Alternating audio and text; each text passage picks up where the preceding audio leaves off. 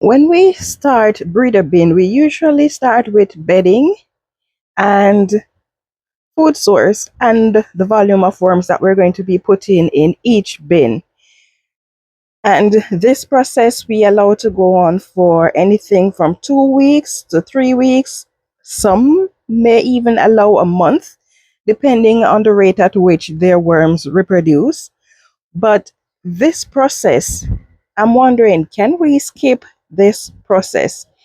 And the reason I'm wondering that is for some of us, we don't really have a lot of time to focus on our worm farming businesses. And as such, we want to find the easiest and fastest way that we can grow our worm population without having to go through the process, all the long processes. So I'm wondering, what can we do to ensure that we gain more time and get even better results? So I'm doing a little bit of an experiment here. This is a part of one of my vermicomposting beds. So I do both vermicomposting, which is raising worms for the castings.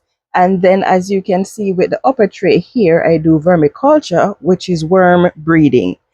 Now, when you do vermicomposting, usually the castings is loaded with cocoons.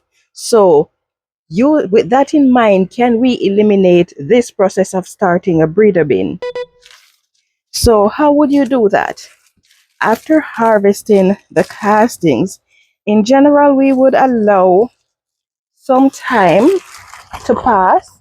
For me, I allow 6 weeks because some of the cocoons probably just been laid. So we want time for the cocoons to hatch and we want time for the cocoons to make their way to the bait cup so that we can extract those worms. So what I am thinking is, instead of going through that process after harvesting the castings and it is loaded with cocoons, could we use this as a cocoon bin, and in a 6 weeks period of time we extract whatever cocoons are hatched?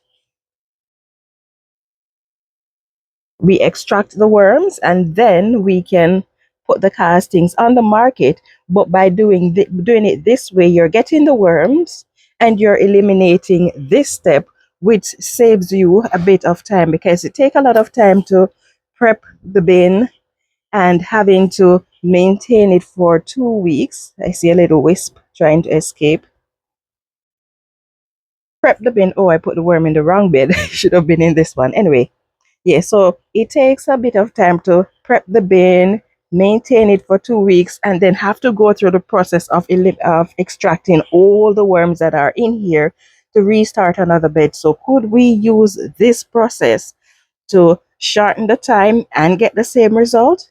So I'm going to be doing an experiment with both method and to see which one works best. Now I know that a lot of factors are going to be involved, like temperature and the time of year, because as you know, with each season the worms reproduce at different rate if you're not in an environment where you can control the temperature year round.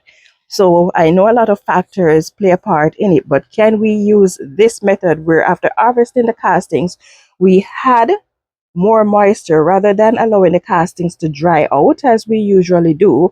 Can we add more moisture to it so that the bin can become a cocoon bin?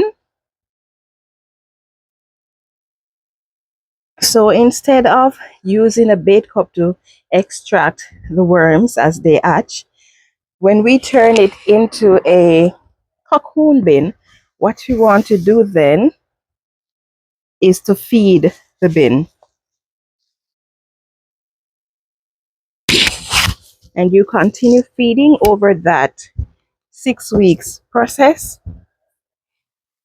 or over that 6 weeks time. So let's see what happened in this experiment.